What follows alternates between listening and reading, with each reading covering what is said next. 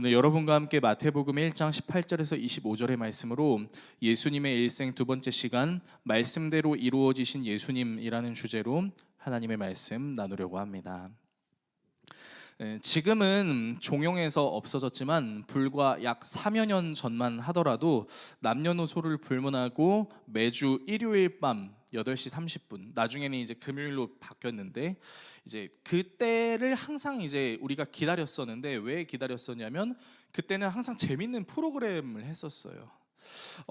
여기 있는 우리 다음 세대들, 은찬이랑 은재랑 가온이가 알지는 제가 잘 모르겠어요. 아마 은찬이는 알 수도 있을 것 같아요. 어떤 프로그램이었냐면 바로 개그 콘서트라는 프로그램이었습니다. 개그 콘서트 혹시 알아요? 아는구나. 이 개그 콘서트가 얼마나 인기가 많았냐면 많은 사람들이 이제 주간에 시작을 하기 전에 꼭 KBS를 틀어서 보던 게 개그 콘서트였어요. 이 개그 콘서트의 인기 코너에서는 이제 여러 말들이 유행어가 되기 시작하면서 많은 사람들이 그걸 따라하고 관심도 갖고 그렇게 많이 시청을 했었습니다.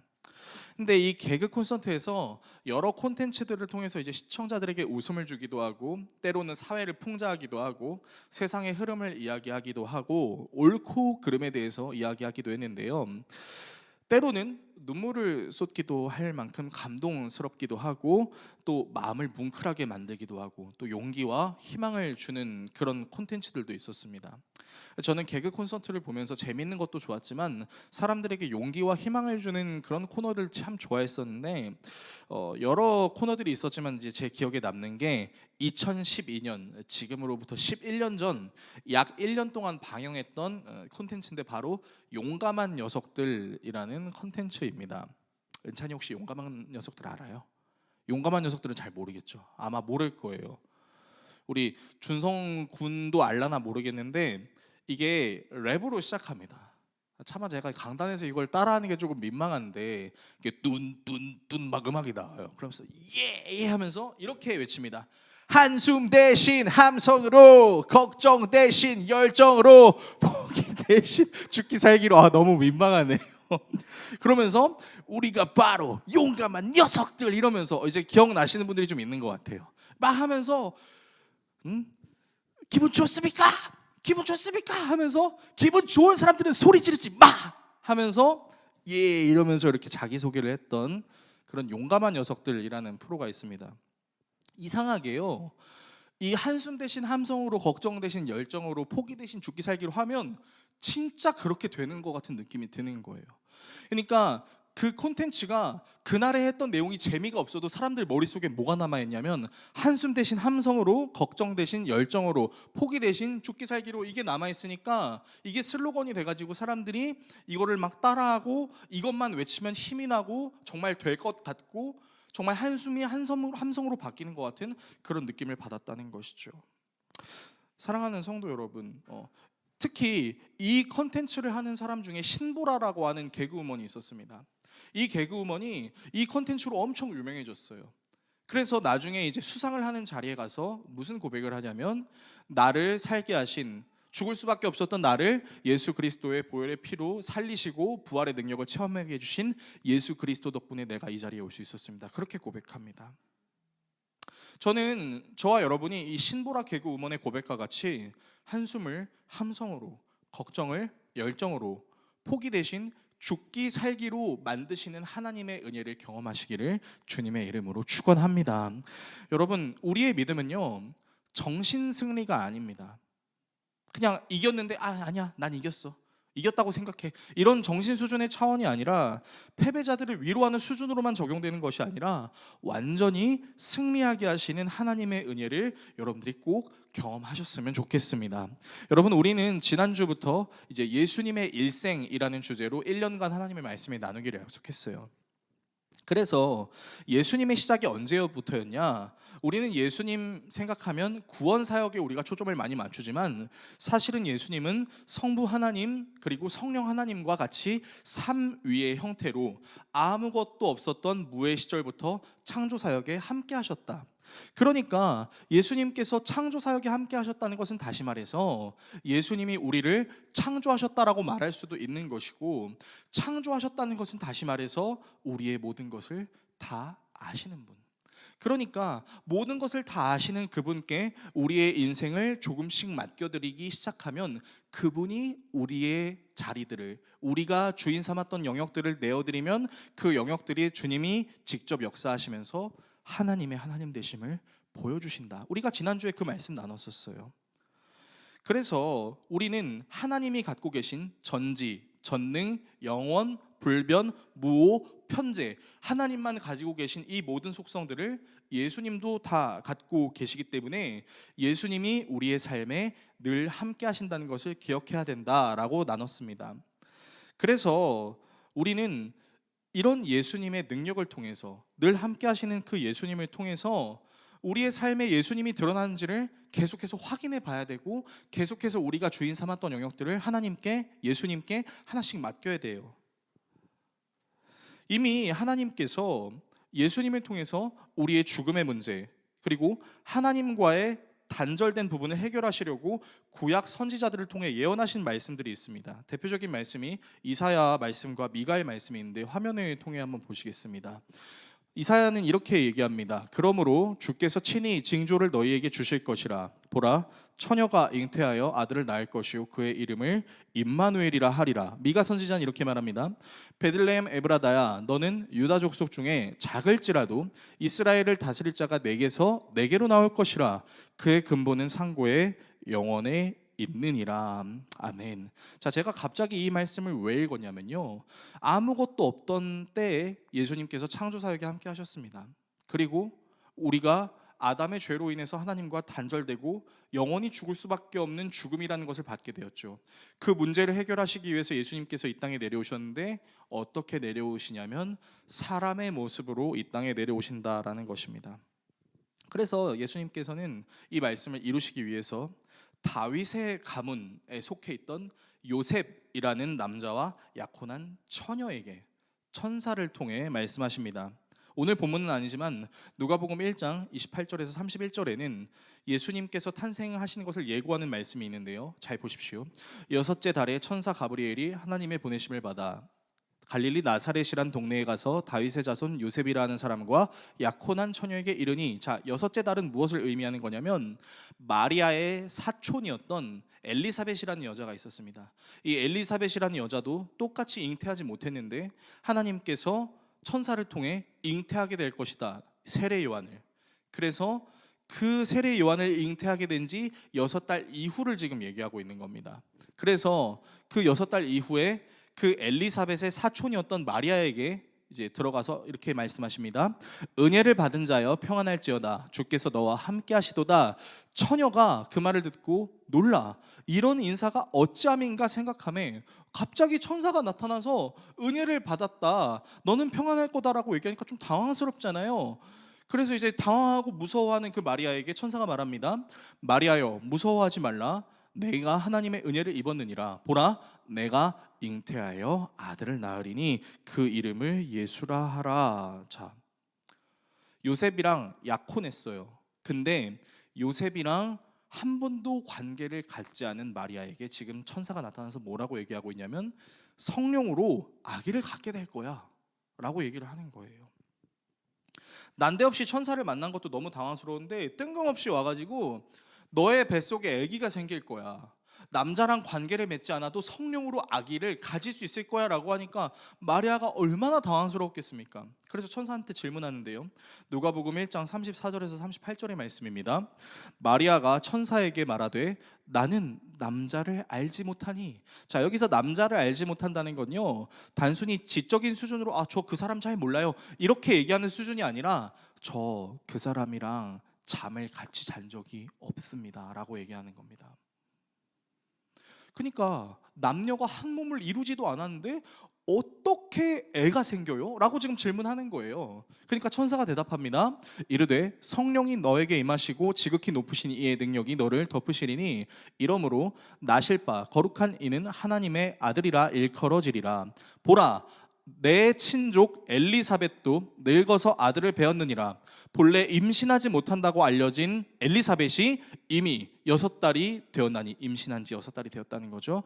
대저 하나님의 모든 말씀은 능하지 못하심이 없느니라. 마리아가 이르되 주여, 여종이니 말씀대로 내게 이루어지이다 함에 천사가 떠나가니라. 자, 천사가 어떻게 하니까 떠나갔다고요? 말씀대로 내게 이루어지이다. 자, 이때 당시에 마리아가 어떤 심정으로 이런 고백을 했는지 우리는 정확하게 알 수 없어요. 근데 마리아가 천사에게 이 고백을 끝낸 다음에 무슨 행동을 취하냐면 임신한 지 6달이 된 자기의 친척이었던 엘리사벳을 찾아갑니다. 그리고 그 엘리사벳을 만나면서 확신해요. 뭘요? 천사의 말씀대로 진짜 성령으로 잉태가 되는 것이 맞구나. 엘리사벳이 얘기했죠. 그리고 엘리사벳이 마리아가 들어오니까 메시아를 품은 처녀가 들어왔다라고 고백을 하는 것처럼 말입니다. 자, 여기까지는요 너무 순조로워요. 여기까지는 예수님의 나심이 좀 순조로운 것 같아요. 지금부터 제가 다루고 싶은 이야기는요, 이 마리아 개인의 체험을 넘어서서 이제는 그와 부부의 연을 맺었던 요셉에 대한 이야기로 화면을 좀 옮겨보겠습니다. 마리아는 성령으로 예수 그리스도를 임신하게 된 것에 대해서 감격하고 기뻐하고 있어요. 자, 그러면 요셉은 어땠을까요? 오늘 본문 마태복음 1장 18절에서 19절입니다. 이 말씀은 우리가 같이 한번 읽어봤으면 좋겠습니다. 같이 읽습니다. 예수 그리스도의 나심은 이러하니라. 그의 어머니 마리아가 요셉과 약혼하고 동거하기 전에 성령으로 잉태된 것이 나타났더니 그의 남편 요셉은 의로운 사람이라 그를 드러내지 아니하고 가만히 끊고자 하여. 아멘. 자, 말씀을 보십시오. 여러분, 약혼했어요. 마리아가 요셉이랑 약혼했습니다. 근데 마리아하고 요셉은 관계를 가진 적이 한 번도 없었어요. 같이 잠을 잔 적이 없었어요. 그런데 같이 잠을 자지도 않은 자매의 배가 점점 불어오는 것입니다. 그리고 나서 자신의 약혼자가 임신했다는 것을 알게 된 거예요. 그런데요, 참 놀라운 것은 성경이 말하기를 이 요셉이라는 사람이 의로운 사람이라서 아내가 임신한 사실을 다른 사람들에게 드러내지 않고 조용히 파혼하려고 했다라고 성경은 이야기하고 있습니다. 저는요, 일단 이 부분도 좀 말이 안 된다고 생각해요.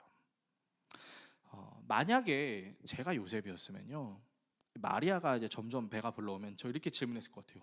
뭐야? 어떻게 된 거야? 누구랑 잤어? 사실대로 얘기해봐. 이렇게 얘기할 것 같아요. 성경은 마리아와 요셉이 무슨 대화를 나누는지에 대해서 이런 반구도 성경은 우리에게 얘기해 주지 않습니다. 그러니까 우리가 상상할 수밖에 없고 말씀을 통해서 우리가 이렇게 계속 생각할 수밖에 없는데, 하지만 우리가 가지고 있는 사람이라고 하는 일반적인 상식을 통해서 이 사건을 바라보게 되면요, 여러분, 요셉은 굉장히 당황스러운 거예요. 아니, 내 아내가 나랑 잠을 잔 적도 없는데 배가 불러오고 있는 거예요. 의심할 수밖에 없는 상황이죠. 도대체 무슨 일이야? 누구랑 관계를 가졌어? 요셉, 나 성령으로 잉태해서. 뭔 개소리야? 라는 소리가 나올 수 있는 거죠.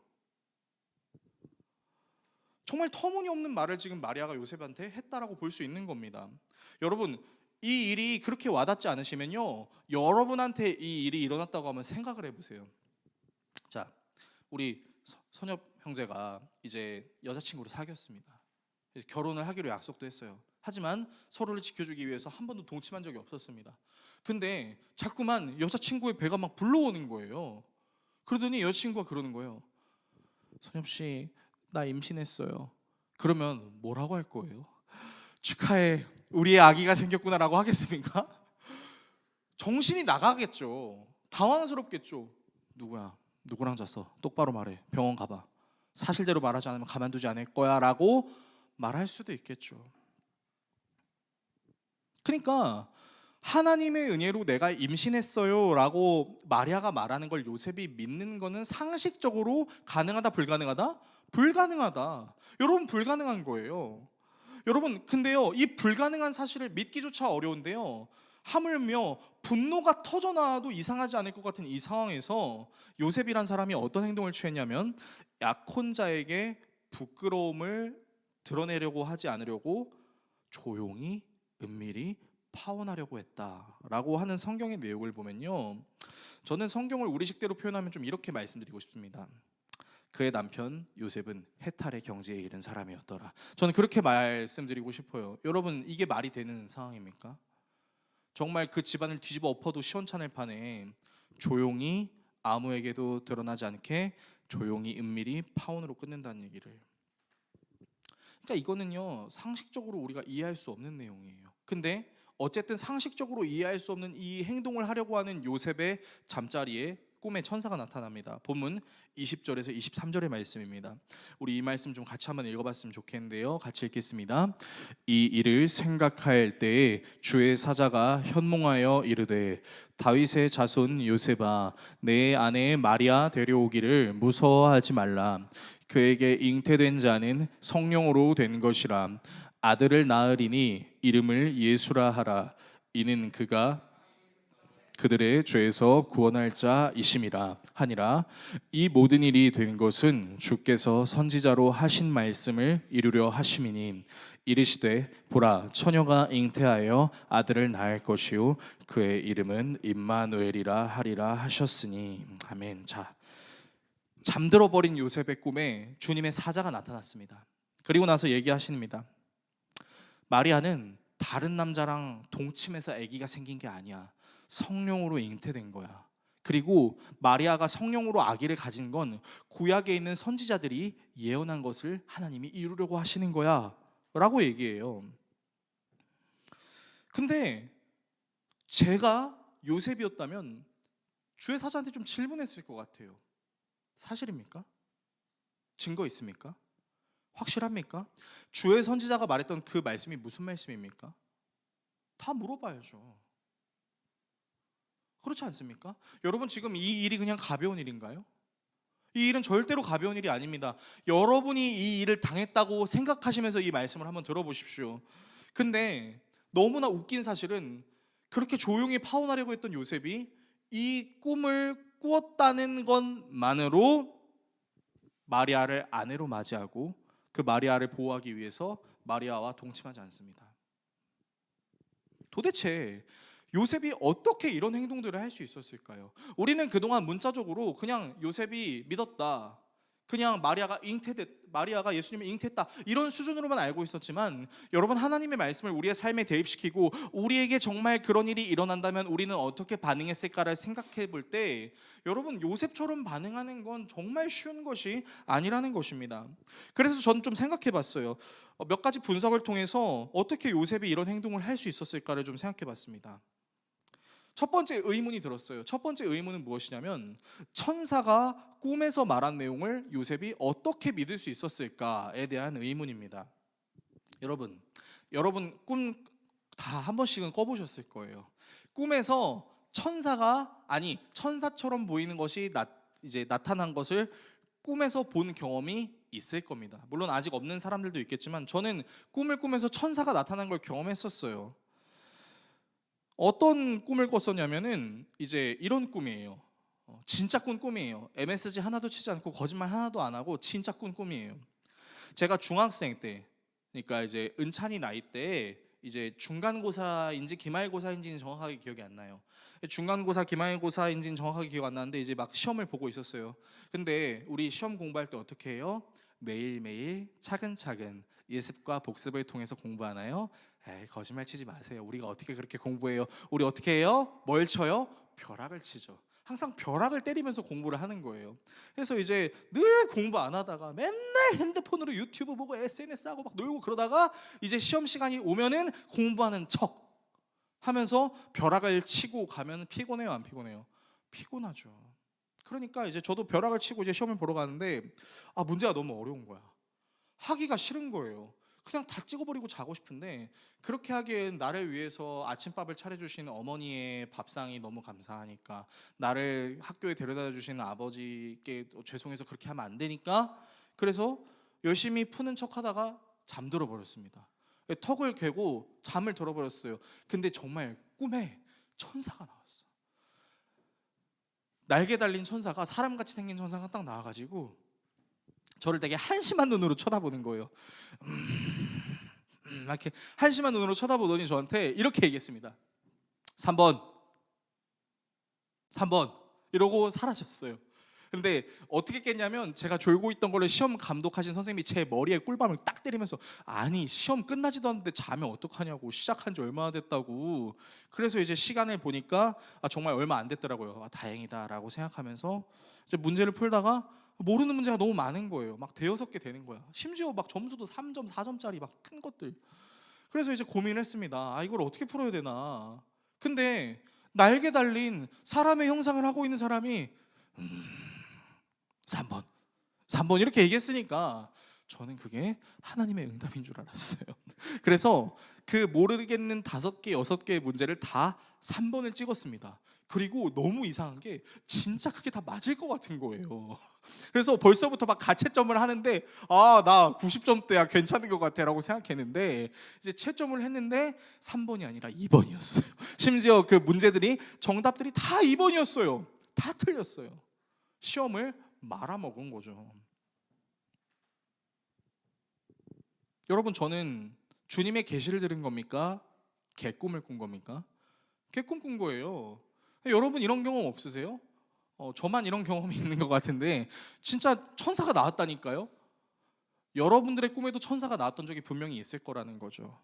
우리는 단순히 그 꿈을 통해서 천사가 무엇을 말했다고 해서 그것이 진짜 하나님께서 우리에게 이루시는 역사인지를 보증할 수는 없다라는 겁니다. 자, 두 번째 의문점은요. 여러분, 당시 고대 이방 세계에서는요, 어떤 이야기가 되게 인기가 있었냐면 여러 신화나 영웅 이야기들을 살펴보게 되면 아버지가 없이 여자의 뱃속에서 태어난 영웅들에 대한 이야기들이 되게 많았습니다. 그래서 자유주의 신학자들이나 하나님의 말씀이 무호하다는 것을 거부하는 신학자들은 이 마태복음을 저술한 마태라는 사람이 이때 당시 고대 이방 세계에서 유행하던 영웅이나 신화의 이야기를 베껴서 기록한 것이다라는 이상한 얘기를 하기도 합니다. 근데 여러분, 요셉도 정말 이런 방식으로 이해했을까요?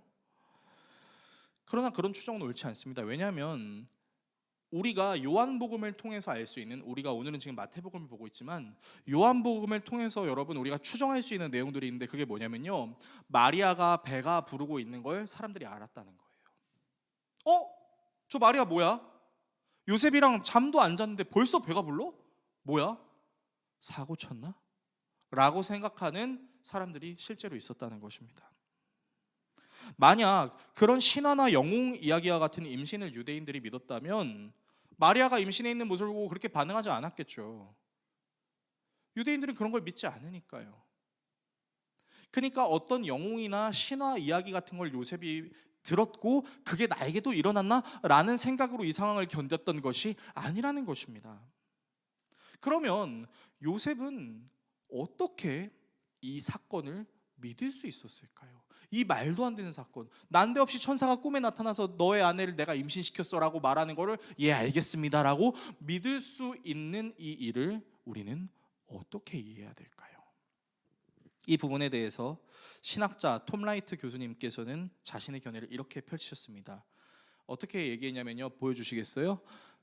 물론 결국은 살아계신 하나님이 그렇게 행동하실 수 있다는 것을, 혹은 그렇게 행동하시리라는 것을 믿느냐 믿지 않느냐에 달려있다.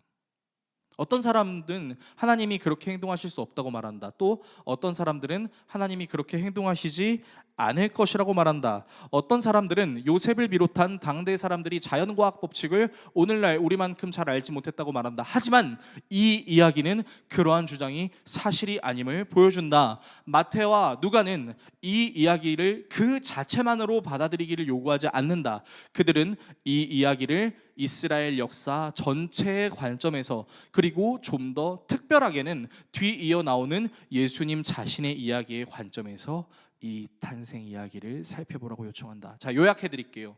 지금 톰 라이트 교수님은 이 말씀에 대한 견해가 어떤 거냐면 믿을 수도 있고 믿지 않을 수도 있다. 그 말이 뭡니까? 믿음은 여러분에게 달려 있습니다라고 얘기하는 거죠. 근데 톰 라이트 교수님이 거기서 뭘 얘기해요? 우리는 이 사건만 가지고 얘기를 하면 안 되고 이 사건을 통해 나타나신 예수님께서 하셨던 사역들을 보게 됐을 때 말씀으로 이 땅에 창조되시고 사람의 육신을 입으시고 우리를 구원하시고 부활하셨다는 것을 알 수 있다라는 것입니다. 저는요, 이 톰 라이트 교수님의 견해 중에 초반부의 내용이 되게 많이 와닿았어요. 뭐예요? 믿을 수도 있고 믿지 않을 수도 있다. 여러분, 요셉도요, 믿을 수 있는 자유가 있고요, 믿지 않을 수 있는 자유가 있었습니다. 이해가 안 돼요. 어떻게 나한테 이런 일이 일어나지? 우리야 성경책에 구약에 이사야가 있고 미가가 있으니까 그 말씀을 보면서 이 말씀이 신약에 이루어졌구나라는 걸 알고 있지만, 여러분, 이때 당시에 살았던 요셉이 이사야와 미가의 그 예언의 말씀이 현실로 이루어지는 것을 어떻게 알았겠어요? 이거는요, 어떤 증거가 있어서, 믿을 만한 어떤 수단이 있어서 그래서 믿을 수 있었다라고 이야기하고 있는 것이 아닙니다. 이미 예수님의 탄생에는 무엇이 함께했다고요? 믿을 수도 있고 믿지 않을 수도 있는 자유도가 있지만, 도저히 이해가 안 되는 상황이 있지만, 그럼에도 불구하고 내가 믿기로 결단했을 때 하나님께서 예수 그리스도를 이 땅에 드러내셨다라는 것입니다.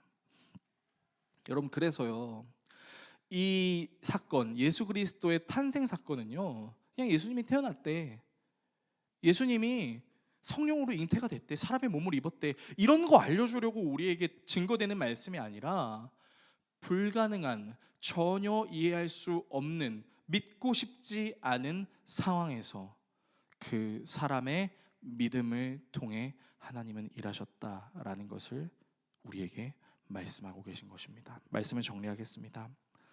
사랑하는 성도 여러분, 우리는요, 믿을 수 있는 자유가 있고 믿지 않을 수 있는 자유가 분명히 있습니다.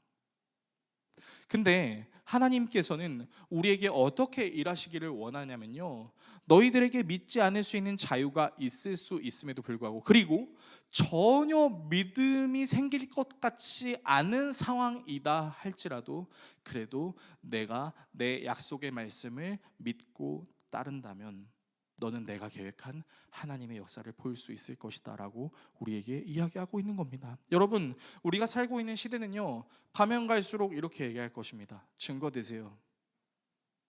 이게 맞아요?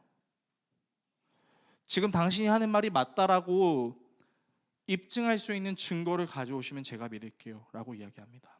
그런데요, 성경은 도리어 반대로 갑니다. 증거 없어요.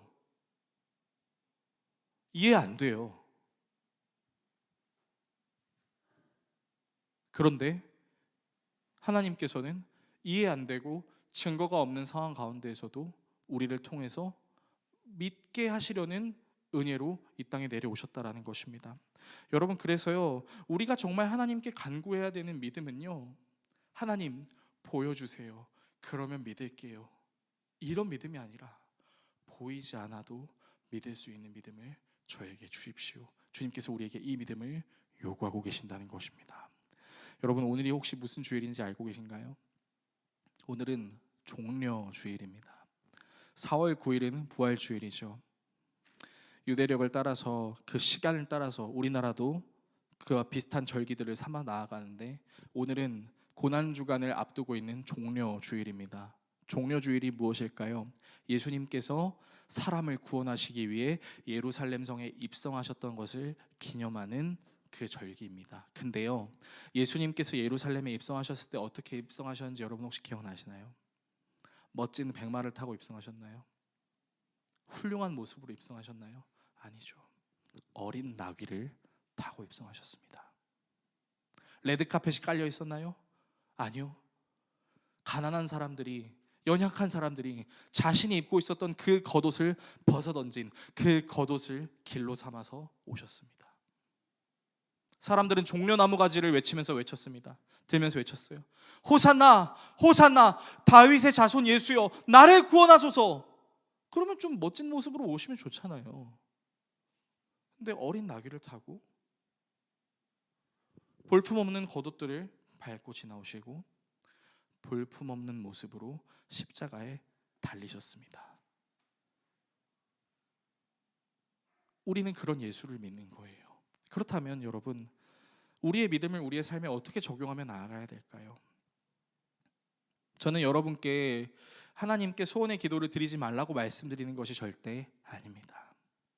다만 제가 말씀드리고 싶은 것은 우리의 믿음이 우리가 이해할 수 없는 상황이라 할지라도, 우리가 받아들일 수 없는 상황이라 할지라도, 그럼에도 불구하고 예수님을 더 알고 싶어서 나아가는 우리의 삶이 되기를 간절히 원하는 것입니다. 그래서 마리아의 고백을 우리가 다시 한번 기억했으면 좋겠습니다. 전혀 이해되지 않는 상황이에요. 전혀 말이 안 되는 상황이에요. 근데 어떻게 하셨어요? 그 꿈을 꾸고 나서 그 천사가 말하는 것을 보고 마리아는 이렇게 얘기했습니다. 말씀대로 이루어질 줄 믿습니다. 사랑하는 성도 여러분, 이번 한 주 고난주간 우리를 위하여 고통당하신 예수님을 묵상하면서 이 말씀을 계속 기억하셨으면 좋겠습니다. 말씀대로 이루어지신 예수님은 우리를 하나님의 말씀대로 인도하시기 위해 이 땅에 내려오시고, 하나님의 말씀대로 우리를 사랑하시기 위해 이 땅에 내려오셨다. 예수님이 십자가에 찔리신 고통 얼마나 아프셨을까? 그거 묵상하는 거 중요하죠. 그렇지만 그 모든 이유는 하나님의 말씀이 사실이라는 것을 우리에게 가르쳐 주시기 위해 예수님이 이 땅에 오셨다. 이 사실 기억하시며, 주님, 우리도 우리에게 주어진 이 66권의 성경이 하나님의 말씀임을, 그리고 이 하나님의 말씀이 우리가 살아 숨쉬는 모든 순간에 역사하는 하나님의 말씀입니다 라고 믿으며 살아갈 수 있는 저와 여러분 모두가 되시기를 예수 그리스도의 이름으로 축원합니다.